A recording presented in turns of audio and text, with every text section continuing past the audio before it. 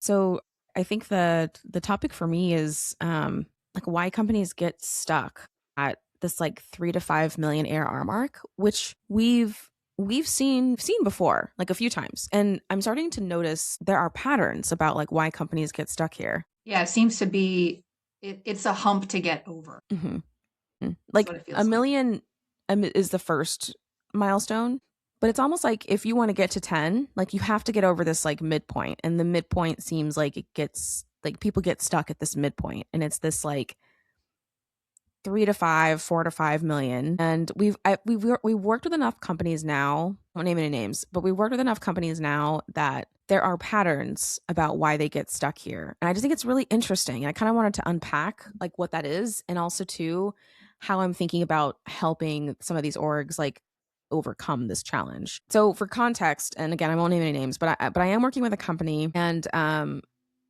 part of the process of troubleshooting growth. So growth has been flat for them for what, 6 8 months, almost a full year. Growth has been flat, which basically means they're adding new customers at the same rate that they're losing them, and also there's not much expansion revenue happening. So already pricing is a little bit of a challenge. Now there was another company that we worked with where they had like completely redone their pricing. They worked with a really awesome pricing firm that we really admired and respect. They had the opposite challenge where it was like their expansion revenue actually was doing pretty great, but they have this like long-term sneaky churn, and also again like they just weren't adding enough new customers on top, and they were actually growing a little bit faster than this other company, but that was a little bit more imbalance. But going back to the company that I'm thinking about now, and that we're working with now. So yeah, like they've had flat growth, and their team structure, however, there's a pattern in these team structures where I'm noticing like companies that get stuck at this like 4 to 5 million mark, they usually have very flat organizations, meaning they might have a marketing team, they might have an engineering team, they might have a support team, they might have sales, but everyone reports to the CEO. And already that creates very weird bottlenecks. And what's also interesting about this particular company is that they also have a lot of expertise. Like the team is actually very experienced, and we don't usually see that. Usually we see like under hiring is typically what a lot of like bootstrappers especially tend to do. They'll under hire for a role, meaning they have a lot of like big expectations for a role, but they won't necessarily hire a person who has like all of those skills or experiences that they really need and like that they really value. In this case, it's the opposite. But when I think about all of the other businesses that we've worked with that are like this, that actually seems to be the case. Like whether it's consultants or like just like really highly experienced individuals. In this case, like everyone who's experienced, they actually are like W-2 employees is what we'd say, in America. There's another company that was kind of stuck at that like 4 to 5 million mark that we worked with, but they didn't really have any real full-time employees. It was all consultants, contractors, and agencies. And there were like 20 or 30 agencies that this company worked with, freelancers and contractors. So there weren't any real like true full-time employees who had real ownership over anything. And it was a very similar growth blockers. Yeah, it's interesting because like what's making these companies stuck is, in my opinion, more about their operations and their processes than it is about their ability to like deliver something meaningful in customer acquisition or activation or retention. I don't know if that makes any sense, but I'll pause there.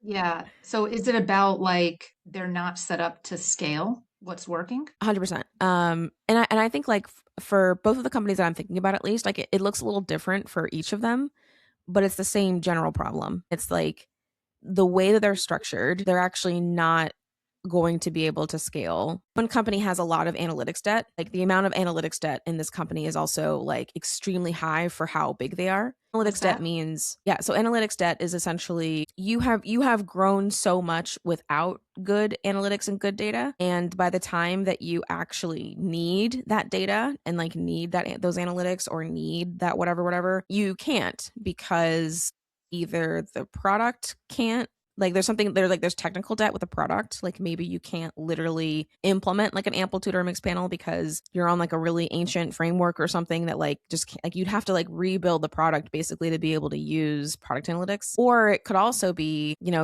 you've just never paused everything for a minute and like took the time to actually implement something that a growth team can use. And so instead, what you're doing is like you're kind of cobbling together like behind the scenes data analytics and insight, but it's never going to be as powerful as if it were, real time, easily accessible, and like there's actually like a process and an engine. Because basically, like, what's happening is anytime the growth team has a question about something, engineering has to pull together that data. Well, engineering is also a bottleneck because they're trying to push features and like, they're trying to build stuff. And the engineering team is relatively small. The growth team is relatively big compared to them.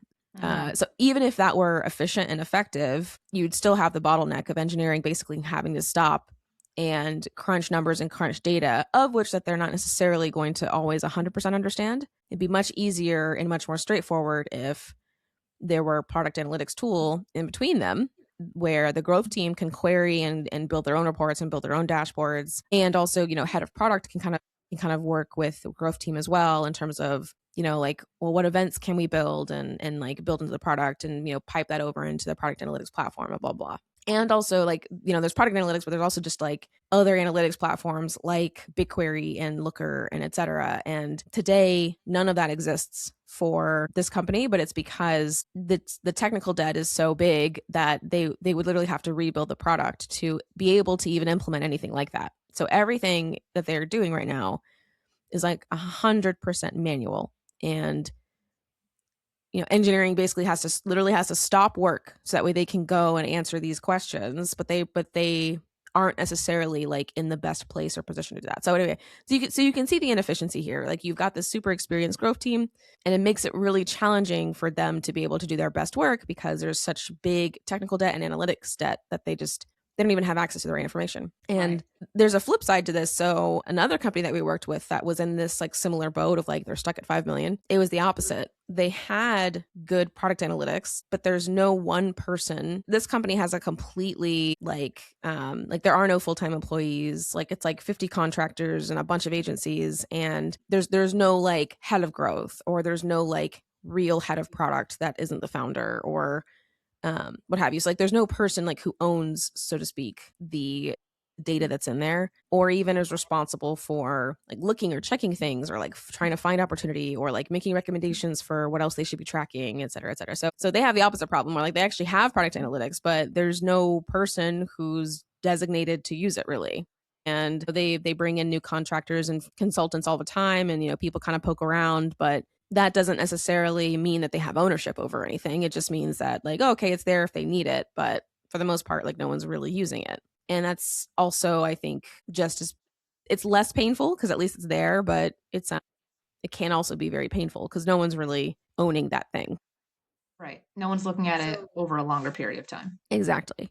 And yeah, so it's interesting because like already there are very clear bottlenecks. So like if you have a super flat organization, for example, you've got a bunch of direct reports, you're the CEO, the amount of context switching that you're going to have to do between each and every single one of those people, making sure that their questions are answered, making sure they have what they need.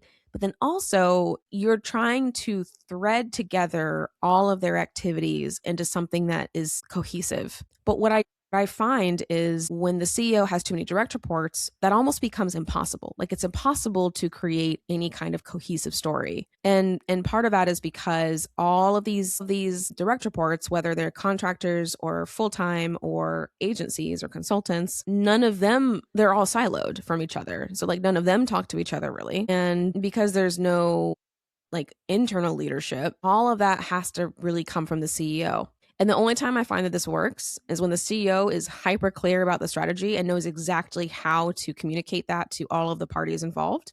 But what I find is that that's actually never the case. Usually it's like, it's a lot of, agencies, consultants, contractors coming to you, the CEO, with ideas. And you're basically trying to figure out how to land all of these planes at the same time and hope and pray that it's all at the same airport. And like, that like you're even at the same place because you've got to translate all of these ideas and strategies into something that's going to be cohesive. And my guess is if you don't know enough about the work, you won't be able to do that. It's just impossible to be excellent at everything. Like you're not going to be able to do everything amazing. And also too, like if you've never had everyone's job, then you're not going to know how to tell other people how to do it.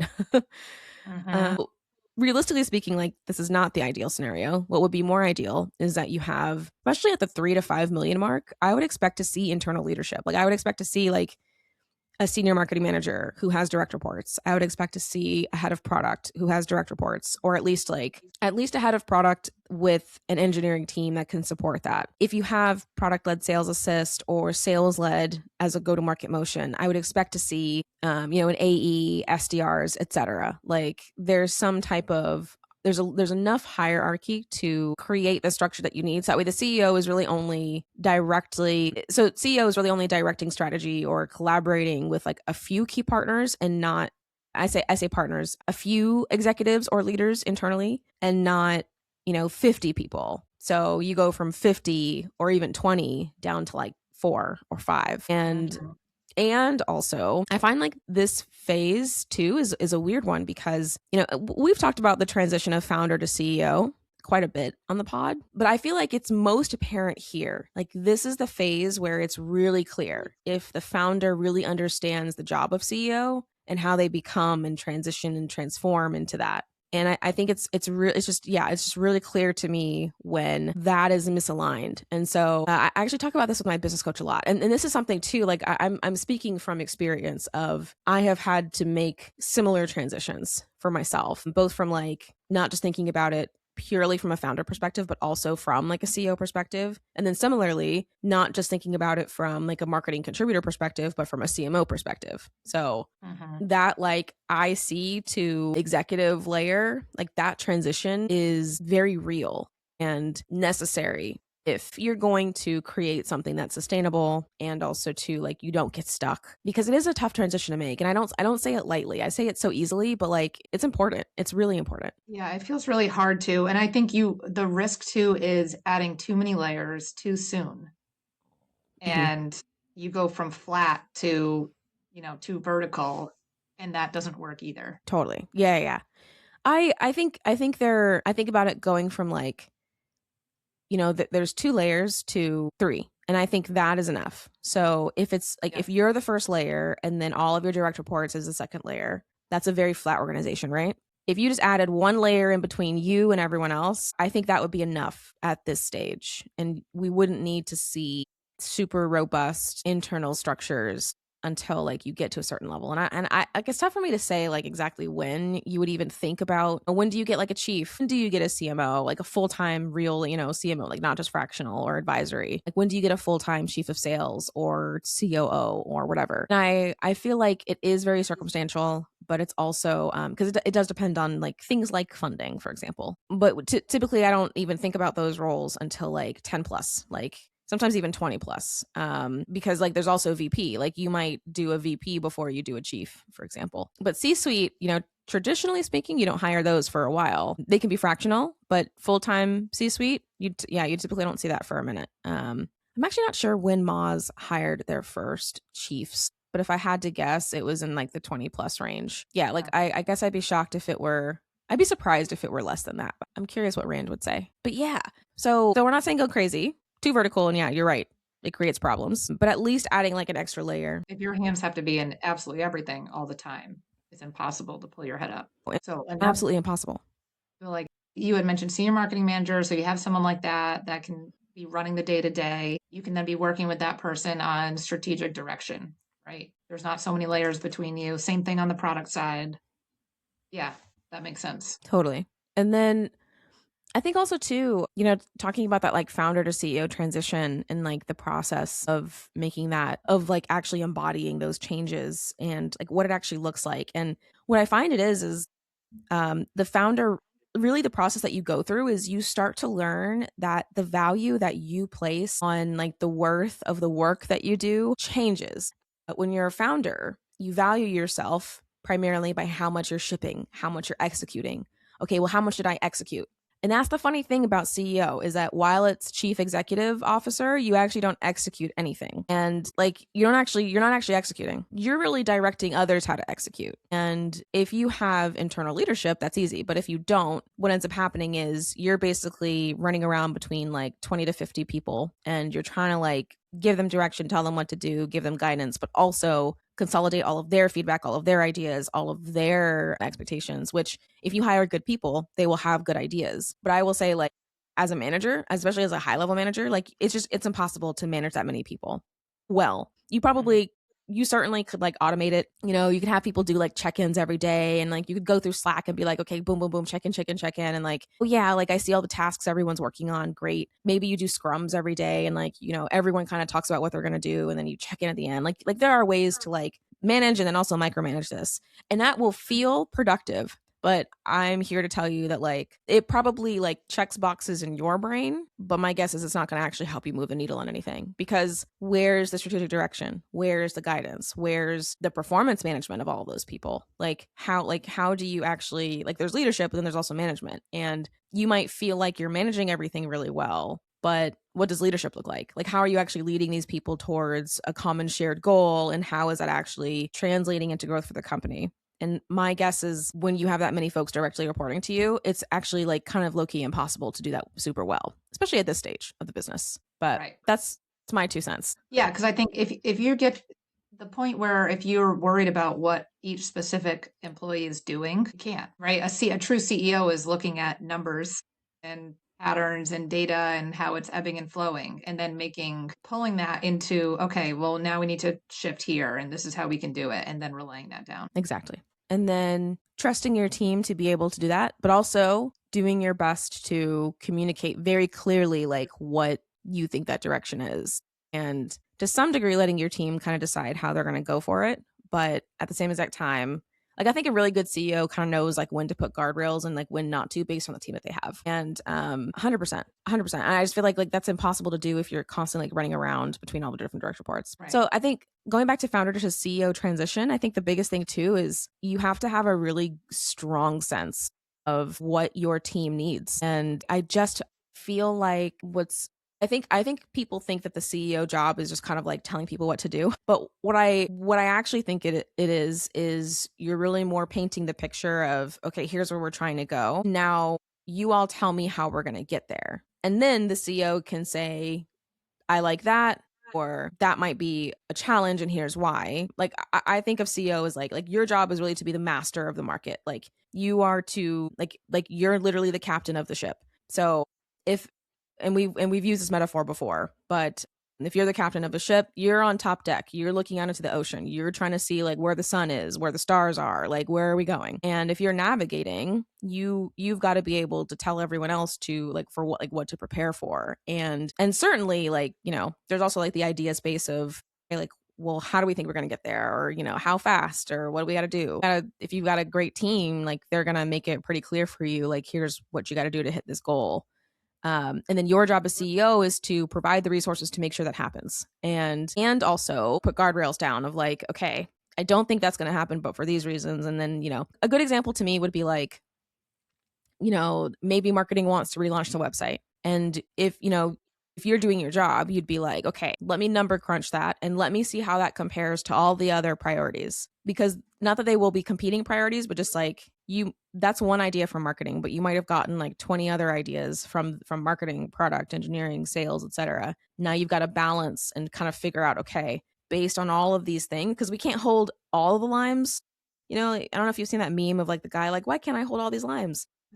You can't hold all the limes, but like you can pick which limes you can hold, and then you can put other limes down and say, okay, here's why we're putting this down for now. But like that's kind of the job of like being CEO and just making sure that like all these priorities are aligned, and also making it clear of like what can you afford to invest in. And the only person who can really truly make that decision, if you have a CFO, great, but it's really the CEO. It's like, especially at this size, at 3 to 5 million, typically not a seat. Sometimes we see controllers. It's rare though. And this is actually one of the key hires I do think like founders should consider. They should absolutely consider hiring a controller at the 3 to 5 million mark, but just because chances are like you're not doing the finances in a way that's like as like efficient and optimized as like it could be.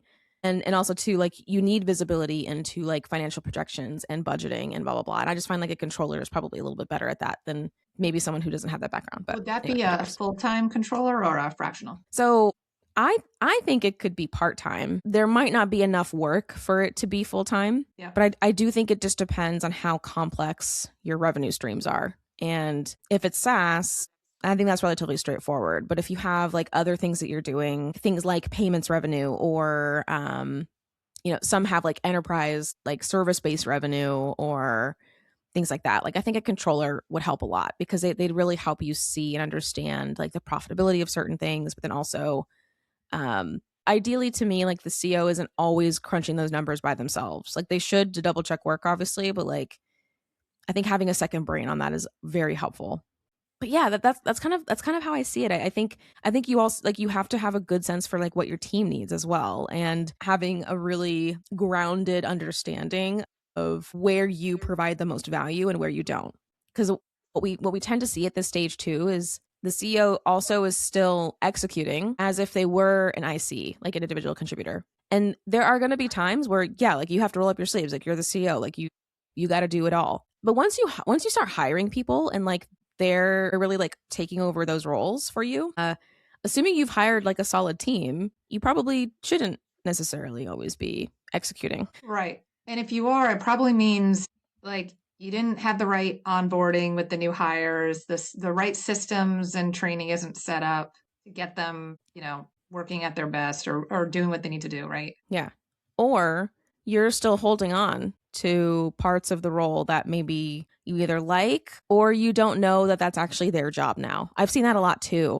I Mm-hmm. just talked to a founder and they're at that like 2 to 3 million mark. Just talked to a founder at an event and they were saying that they hired a marketer. They're not senior, but they are experienced. But they were talking about how they were still like producing certain reports and how they were still like writing copy and like writing emails. And I just was like, well, do you enjoy doing those things? And they were like, well, not really. And I'm like, do you have plans to delegate that and pass that on and make it more a real responsibility of this new person that you just hired? And they were just like, I guess I didn't think that person could do that. And I was like, did you hire the right person? And they're like, well, I think I did, but I guess it just hadn't occurred to me that that's something that I would pass on. And I'm like, that's totally that person's job. Like if you hired a marketing person that is kind of like a marketing manager is really what the role was, but you're still like writing copy, pulling reports, and like either like you hired the wrong person or you didn't maybe clarify the role. And sometimes you can clarify the role and still hold on to stuff and not realize that you're holding on to stuff. So I think like, the hiring component of this is so fascinating because I think sometimes founders forget that like that's a whole person's job that you're still doing. But if you just hired someone, like, should you still be doing that? Probably not.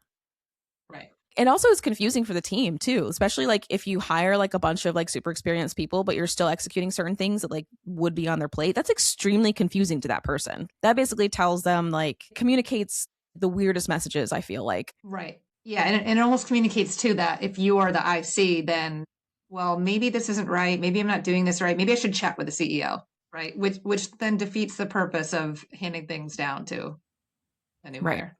Exactly. Now you're still in the seat of marketer, which you might or engineer or product manager, which you might not necessarily need to be. And I think, something that there was actually like a scenario where in my fractional CMO work, actually, I remember uh, one of the co-founders, I remember we were having a discussion about something. And I remember being like, I remember feeling like I needed to get the CEO's approval on something because my perspective was that I didn't fully own the thing. And it was fascinating because the co-founder, I remember explaining it to the co-founder, and the co-founder was like, that doesn't seem like a CEO decision to me.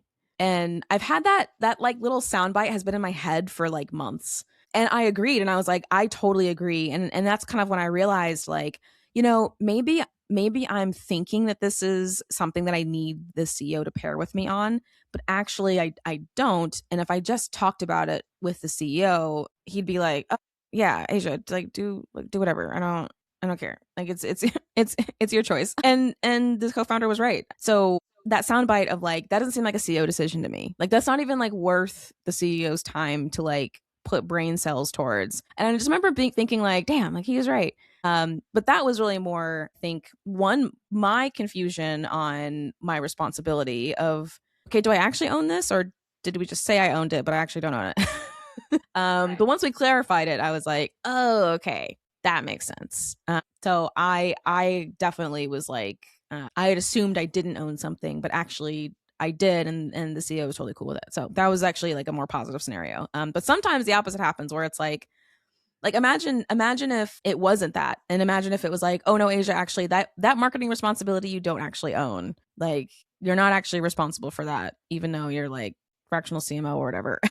Like imagine if that were the scenario, how confusing as heck that would be to someone who's supposed to be like leading your department or like leading your function or running and managing your department, of like, oh no, like the CEO still owns that. Like they still own writing copy, or like they still own blah, blah, blah. And it's just like, okay, how does that work? Because like at any moment you can veto something, or at any moment you can be like, even if it's bad, like, and it's just, yeah, it creates a weird dynamic. So all that to say, clarifying the roles, clarifying the responsibilities, but also like the CEO being aware enough to be like, okay, I'm done doing that. I can put that down and that person's going to pick it up. And assuming that you've got like a good onboarding process and like a good handoff process, hopefully those things go well. But sometimes like you as CEO have to realize like your power, that even as like founder CEO, like you kind of coming into things, I kind of describe it as like you're like barreling into the room in a way, and people just kind of have to deal with you.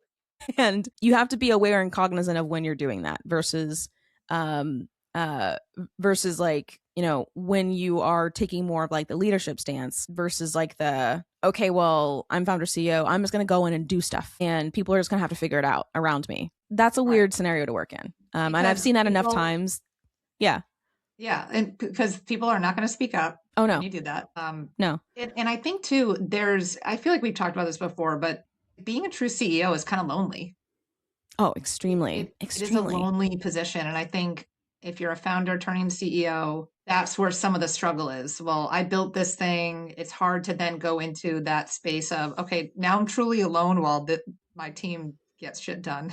It's extremely lonely. Like I remember feeling like when we were at our biggest at DemandMaven, I remember feeling like I could talk to you, but there's still this like other layer of like, damn, like man, like nobody gets it. And it wasn't even full-time employees that we had. Like it was just, I think we had like 8 contractors, 8 freelancers. That was our largest. And I remember feeling very like, gosh, like there's there's my business coach, but there wasn't really anybody to confide in of like how I was feeling at a lot of the times. But I imagine too, like when you're even larger than that and you've got, leadership under you and they've got their teams. Yeah, like it's very lonely at the top. I imagine it's a little less lonely when you have co-founders. But if you're solo founder, man, like I really emphasize community as much as possible for solo founders and the CEOs, because like it's just like it's thankless.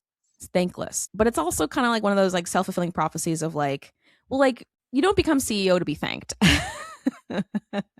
You know what I mean? It's like nobody becomes CEO to be like, oh yes, Asia, I love you so much. Oh my God, you're the best. You're so good at what you do. Like that's not what that job does. You become CEO because you have a vision for the world and you want to see your business or whatever it is that you're building like help contribute to that vision or help people very specifically. Like for me, DemandMaven was all about and is about, I say was like it's dead. It's not. DemandMaven has always been about helping founders overcome slow growth. And I've always had that like very strong like desire. And I've had ebbs and flows of like, wow, like nobody loves me. They don't thank me after we help them like overcome growth challenges. Some of them are very vocal and like are like, oh my God, like you literally transformed our business. But a lot of the times it's completely thankless, especially from the consultant perspective. It's like, no, like you're not going to have your cake and eat it too. And you just kind of have to like make do with it. But as CEO, like it's I think it's the same. No one's gonna be like, oh my God, you are doing such a great job. Everyone wants you to say that to them. Right. Because everyone else, as a CEO, you get the upside for the risk. Yeah, it's true. I That's agree. it. Yeah. You got to live with that and not get the praise. Right. And that's where community comes in. It's like find other CEOs and find other founders for sure, because it is lonely as hell. I'm not gonna lie. Like, even when I was at the board level at Moz, I just remember I remember like it actually felt good being on the board because there are other board members and like you're not like alone. But I imagine like Sarah, the CEO, probably had many moments where she was like, I've got this board at the top, I've got everyone, underneath me, and she's really like not the bottleneck, but like she's the linchpin, so to speak, of this entity that's Moz, and it like the board funnels down through her, and then the rest of Moz funnels out on the other side. And like when you're the linchpin like that, that can feel very lonely. Yeah. So anyway, I think it's an interesting dynamic, but it's something that has like I said, like we've worked with enough companies now, like at this stage, the similarities, like there are patterns that are emerging. I think it's interesting. And I know it's not going to always be the case, but if there are any businesses out there that are in that like 3 to 5 million range, they're kind of stuck. I think like the first thing I would look at would be like, well, how are you structured? Who's on your team? How are you structured? And how do you work together? And what work do you do specifically? And what does everyone else do? Because adjusting and fixing those imbalances alone creates a more efficient process, more efficient workflow, more efficient way of achieving your goals in the first place. And I know it seems like that's not the answer, but I think people would be surprised. Like even just adjusting like how your meetings run might actually adjust like what ideas you prioritize and what projects you take on and who's responsible for those projects, and like are there deadlines, are there consequences if we don't meet certain deadlines, and what's the process for analyzing the work that we did do and understanding and learning from that. I think ops and like internal structure and hiring, I think those things are just so underrated sometimes. So instead, what we do is we just hyper focus on customer acquisition, marketing, and under index on all the other things. I think one of the things though that comes to mind in terms of like other patterns I've noticed have been like I mentioned the analytics and like the tech debt. Sometimes though, like the product analytics or just analytics in general, like will be there, but no one's really using them. But that speaks more to like how you're structured. I think the others, I mean, it's the story that I've always told, which is there's pricing and there's something about product management. And we've talked about product management before, and I think we have it on deck to talk about it again, like more thoroughly again. But I have this episode that I recorded like a while back that was like, what if we're bad at product management? Worst title, by the way, probably not the best title. Like I don't think who listened to that episode, probably no one.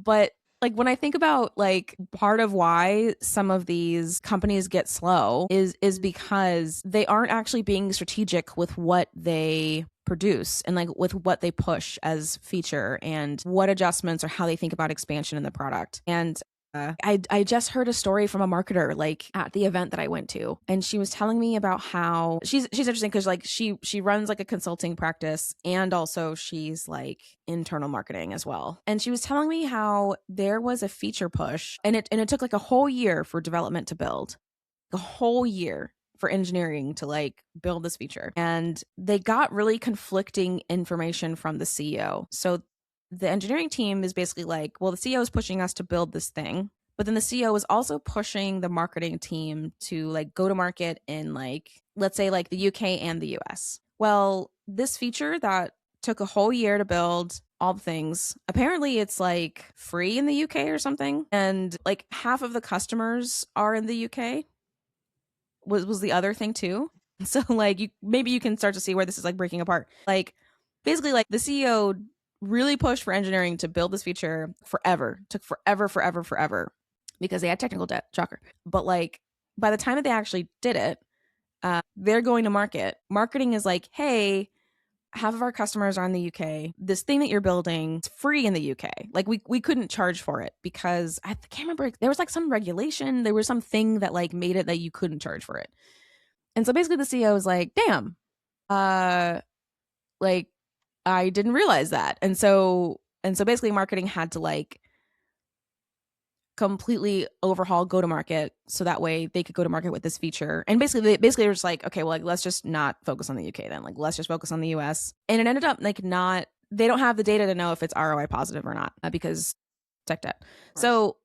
So like those are the types of like, maybe we should have done a bit more discovery. Maybe we should have done a bit more like idea validation. Maybe we should have done a bit more market research. And also, like, maybe we should be able to measure or at least quantify the opportunity cost of like, what's it going to cost for us to build this? And what do we think the market potential actually is for this feature? And like, how much money do we think we're actually going to make from it? And do we think we can add it to our monetization strategy of like, okay, well, maybe it's expansion revenue or whatever.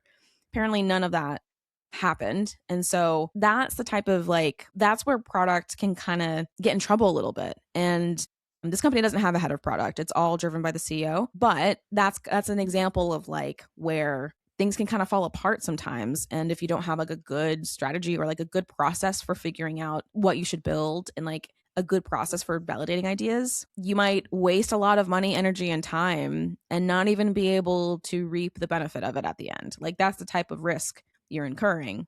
And if product is experiencing that as a challenge, the whole business will experience it as a challenge. Product is literally the universe for a SaaS company. It's like how you generate value and also how you make money. So if product is experiencing challenges, like the whole company will. So that's kind of where it's like product management, I think, is so much more crucial at this like 3 to 5 million mark. And it probably didn't feel that way at the million mark in the same way. And I know that seems like a small gap, but just based off of what I'm seeing, it's to me, it really is like the saying of what got you here won't get you there. And you probably kind of like lucked your way a little bit into the million. But after that, it really can't be luck. You have to have like a solid process. And also, I think also too, like chasing feature parity is not a strategy at the end of the day. Like at some point, you do kind of have to like put things down and say like, okay, wait, who are we and where are we actually going? And like, what are we really trying to accomplish? Otherwise, you end up just looking the same as everyone else and it's really hard to compete. So again, like feature parity, I think to a degree, but it's not a strategy to me, like at all. Like long-term feature parity doesn't get you anywhere. It just makes you look just like everybody else. And if you're competing with like an 800-pound gorilla in the market, who will pick you? No one. So I think it's just like, that type of strategic thinking, but also optimization around like the product process and strategic alignment between product, which is part of go-to-market, all of those things have to be like buttoned up. And if it's not, it's I think it creates the slow growth. I think that's what causes the like long-term churn and like all the things that we talk about on the pod. But anyway, that's kind of what I've been observing. And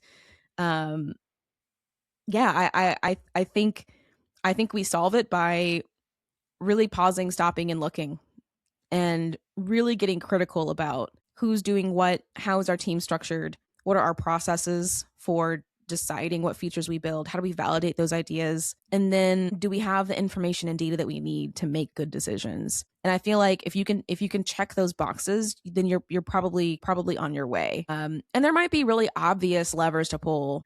I feel like this scenario is more for businesses that don't have obvious levers. Like you can't just look at activation and be like, oh, it's activation or it's pricing, which, tends to be the case for us whenever we work with companies. Sometimes it's not obvious. And I think this is an example of where it's not obvious. Right. Yeah. So this is a good checklist then, as opposed to just putting your head down and keep driving into or throwing money at whatever acquisition or whatever you have running. Right.